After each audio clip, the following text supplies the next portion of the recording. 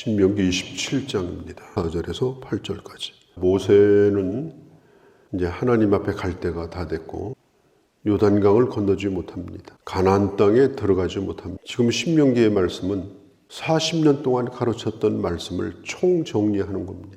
자, 총정리할 때 중요한 게 뭐죠? 요점 정리를 해주는 거예요. 아주 중요한 것들을 짚어주는 겁니다. 요점 정리하다가 여기는 절대로 잃어버리면 안 된다. 밑줄 쳐라.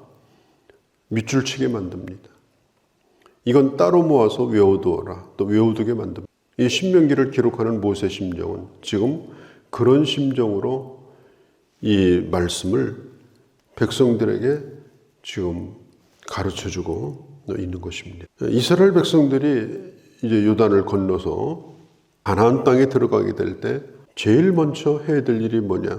에발산에다가 돌을 세우고 그리고 거기에다가 회치를 하고 그리고 거기에다가 하나님의 말씀을 새기고 그리고 그 말씀을 잊어버리지 않도록 해라. 회치를 하는 이유는 뭐냐? 말씀이 돋보이도록. 돌에다 말씀을 새기면 잘 안 보이니까 이게 대조를 이루어가지고 말씀이 잘 눈에 띄도록 아주 단단하게 회치를 하고 거기다가 말씀을 새겨서 한눈에 띄도록 그렇게 해라. 왜 기록해야 되는가? 자, 기록하는 목적이 뭡니까? 우리가 뭘 기록하는 것은 번거롭지만 잊어버리지 않기 위해서. 인간의 이 기억력은 한계가 있습니다. 아무리 기억을 잘 하려고 해도 시간이 지나가면 이제 전혀 생각이 나지 않아요. 누군가가 얘기를 해줘야 그때서 생각이 납니다. 그러니까 100% 다 외우진 못한다 할지라도 그 돌판에 기록한 말씀을 보면 말씀이 다시 생각이 나는 거예요. 말씀을 잊어버리지 않고 계속해서 우리 기억 속에서 그 말씀을 이어가게 할 수 있는 겁니다. 안 그러면 기억나지 않고 그 기간이 길어지면 이제 사라지는 거예요, 기억력이. 그러니까 이 하나님의 말씀은 또 내 세대뿐 아니라 다음 세대에 전해지기 위해서입니다. 다음 세대에. 우리가 말씀을 들을 때 참 감동이 있습니다.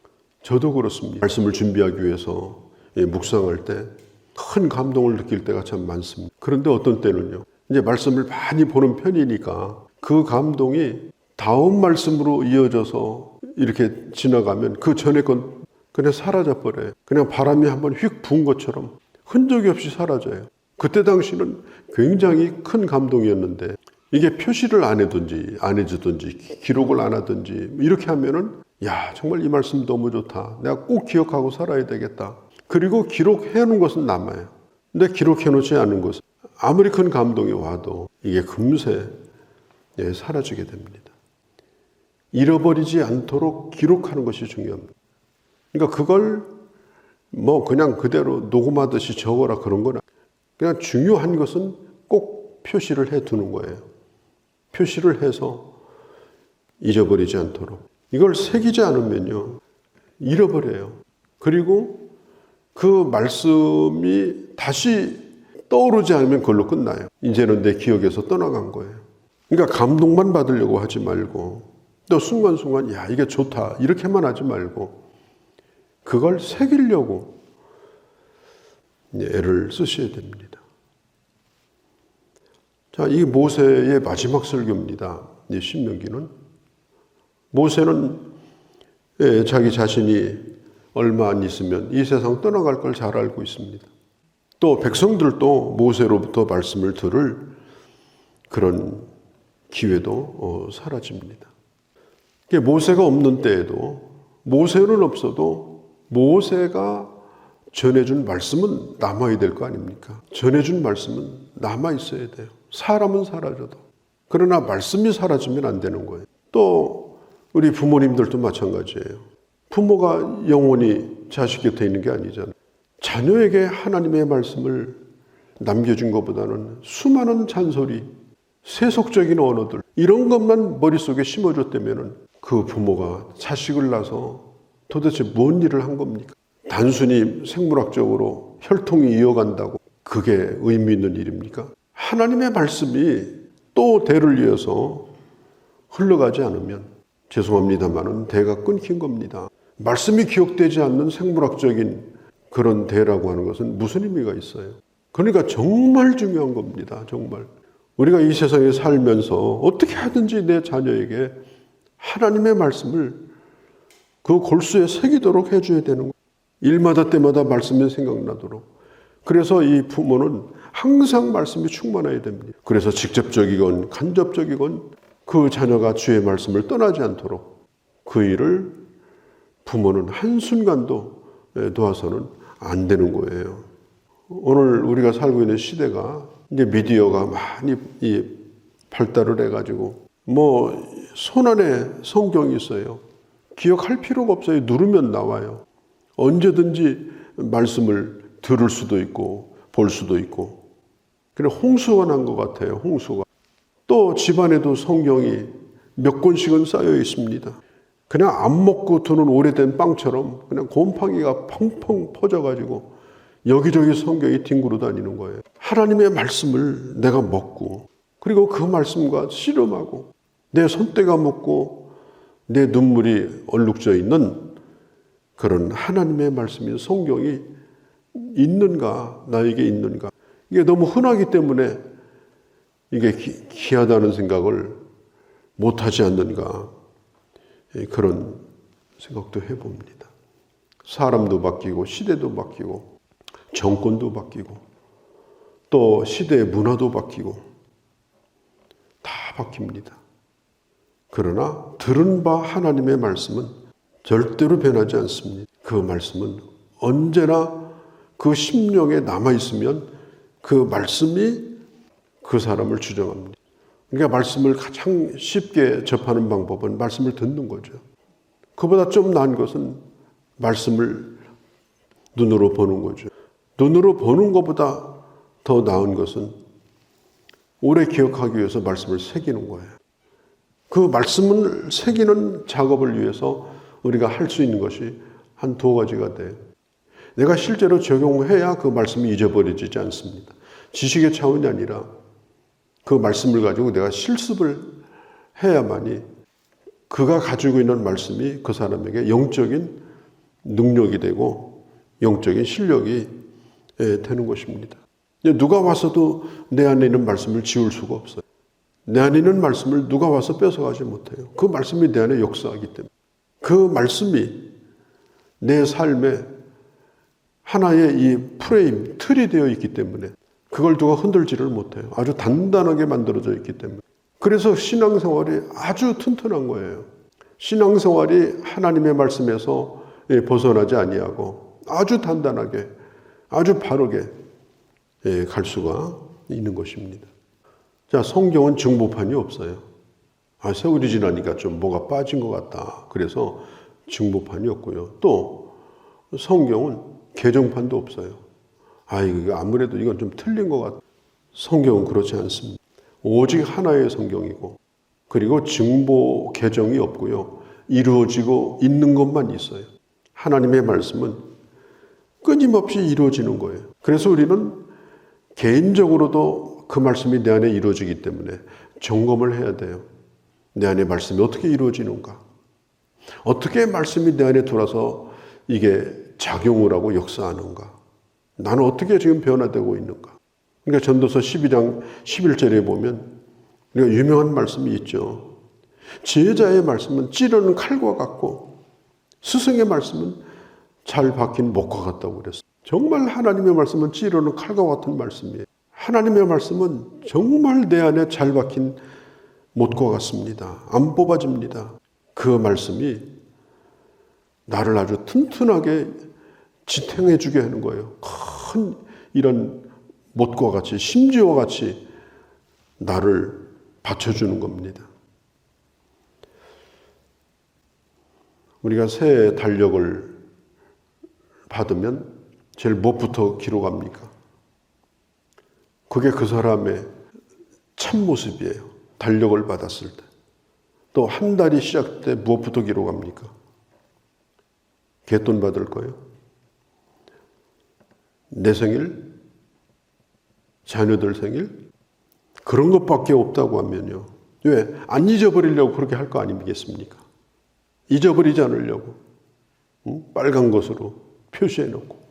혹시라도 잃어버릴까 봐 정말 내가 하루하루 일과를 시작하고 한 달을 시작하고 이렇게 할 때 잊어버리지 않기 위해서 몸부림을 치면서 내가 붙들고 있어야 될 그런 말씀이 내 안에 정말 있는가? 안 잊어버리려고 몸부림을 정말 치고 있는. 그러니까 성경은 하나님의 희망사항이 아니에요. 성경은 하나님의 명령이에요. 또 성경은 명령일 뿐 아니라 약속이에요. 그대로 해주겠다고 하는 하나님의 약속이에요. 어떤 약속보다도 어떤 것보다도 기대가 큰 것이 하나님의 말씀이에요. 그래서 그게 내게 주신 보증수표처럼 잘 간직하려고 그걸 아주 소중히 여기는 그 사람에게 그 말씀이 성취가 되는 겁니다. 그리고 제단을 쌓을 때도 연장을 가지고 다듬지 말라. 일정한 돌로 그렇게 쌓지 말고 모서리가 있고 또 흠이 있고 또 거칠고 모양이 일정하지 않고 이런 것을 잘 맞춰가지고 그걸 잘 맞춰서 그게 아주 훌륭한 단이 될 수 있도록 그냥 잘 짜여진 프로그램이 아니에요. 아주 일사불란하게 잘 만들어진 어떤 이런 엔터테인먼트 같은 그런 아주 보기 좋은 그런 행사가 아닙니다. 정말 성령 안에서 각기 다른 사람들이 서로 모여 있지만은 성령 안에서 정말 하나 되어지는 서로 다른 사람인데 하나인 거예요. 서로 다른 사람인데 정말 예배 가운데 일치됨을 경험하는 것. 정말 피가 흐르고 서로 마음이 흐르고 그리고 성령 안에서 하나 되어 오직 하나님 앞에 번제와 화목제를 드리는 그런 경험. 그게 바로 예배다. 그게 바로 좋은 예배다. 어떻게 저렇게 서로 다른데 예배 속에서 하나됨을 경험할 수 있을까? 그런 예배를 주님이 우리에게 원하시는 겁니다. 물론 질서 있는 예배도 중요하고 잘 준비되고 짜여진 예배도 중요합니다만은 중요한 것은 뭐냐? 한 사람 한 사람의 진실이 있고 그리고 정말 하나님 앞에 드리고자 하는 그 마음들이 있고 그렇게 할 때에 그 예배의 제단이 하나님 받으시는 제단이 될 수가 있다. 뿐만 아니라 서로 함께 즐거워한다. 7절에 보니까 즐거워하라. 7절 여호와 앞에서 함께 먹으면서 하나님의 은혜를 함께 받으면서 함께 누리는 그런 신앙생활. 그냥 조용히 개인적으로 왔다가 조용히 개인적으로 예배드리고 조용히 개인적으로 가고 오늘 나는 예배를 잘 드렸다. 그럼 다른 돌멩이는 뭐예요? 교회 안에서 굴러다니는 돌이 되다가 혼자 은혜 받고 가는 게 예배가 아니에요. 서로 다른 돌들이 잘 맞춰져서 너무나 다른데도 잘 맞춰져서 왜? 성령 안에서 하나됨을 경험하고 함께 은혜를 드리고 은혜 받고 나갈 때는 정말 하나됨이 내 안에 실감나게 느껴져서 성도를 사랑하고 서로 돌봐주고 그런 것들을 경험하는 것. 그게 바로 예배다. 하나님은 그런 예배를 우리에게 요구하신다 하는 것입니다. 8절에 분명하고 정확하게 기록해라. 하나님의 말씀을 분명하고 정확하게 기록해라. 더하지도 빼지도 말라. 심지어 해석하는 것도 주의해라. 하나님의 말씀은 그대로가 은혜가 되어야 합니다. 그냥 그대로가 내게 감동이 되어야 합니다. 여기는 뭐 성분이 뭐고 여기에 무슨 뜻이 들어있고 그렇게 하지 말고 말씀을 그대로 읽기만 해도 내 안에 감동이 차고 넘치도록 그 말씀 자체를 우리는 좋아하고 그 말씀 자체를 그대로 수용하고 그래서 그 말씀을 분명하고 정확하게 내 안에 기록해라. 그리고 오늘 마지막 말씀이 뭐예요? 그 말씀대로 행할지니라. 이제 신명기 28장으로 넘어갈 텐데요. 뭐냐면은 거기에 축복과 거기에 저주가 결정이 되는 겁니다. 들어가도 복을 받고 나가도 복을 받고, 어떤 사람은 들어가도 안 되고 나가도 안 되고. 어디서 결정되느냐? 바로 27장의 말씀에서 결정이 되는 거예요. 그러면 28장에서 복이 결정이 됩니다. 행하라. 행하라. 오늘 이 말씀을 우리 마음에 깊이 새기고, 그리고 하나님의 말씀이 참 복이 되어지는 그런 은혜가 있기를 바랍니다. 거룩하신 우리 아버지 하나님, 오늘도 저희들을 사랑하셔서 오늘 이 새벽에도 나오게 하시고 주의 말씀을 들었습니다. 하나님의 말씀을 내 가슴의 돌비에 새겨서 잊어지지 않게 하시고, 끊임없이 그 말씀이 나를 주장하고 나를 움직이고 나를 인도하고 나를 힘있게 만들고 나를 바른 길로 가게 하고, 그리하여 그 말씀이 내게 복이 되어지는 그런 주의 자녀들이 되도록 은혜를 베풀어 주시옵소서. 오늘 야로도 주께 의탁합니다. 우리 주 예수님의 이름으로 기도하옵나이다. 아멘.